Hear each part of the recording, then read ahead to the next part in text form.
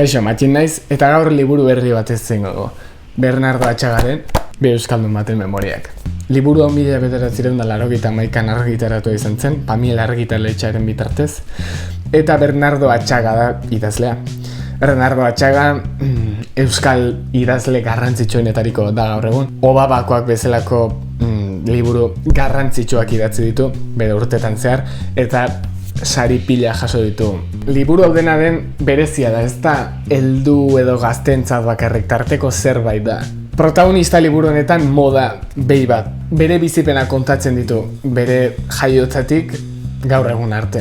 Liburuak Gerra Zibilaren ondoren dago kokatuta, eta moren bizipenez osatuta dago, besterik gabe. Moren bizitzan izandako gogoeta, esperientzia eta momentu bitxiez.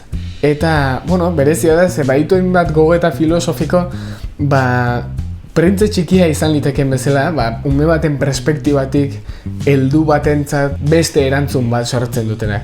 Pertsonaia kuriosoak dira, tartean setatxoa dago, bere buru barneko hotxa, eta Labaskerri, gazteleraz Labakakerri izango litzatekena, zeina bere irakasle edo mentore bihurtzen den. Liburu honek baditu hainbat ezaugarri prentzi txikiak dituenak bezala, ez direnak bakarrik adintarte baterako. Liburu honek heldu batek irakurrita edo ume batek irakurrita irakurketa zeharo desberdinak izango ditu.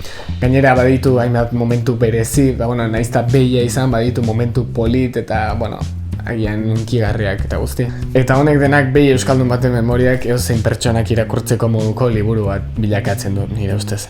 Nire asko gustatu zait, espero dut zuei gustatuko zizuela. Behi euskaldun baten memoriak, Bernardo Atxaga, irakurri. Hurren arte.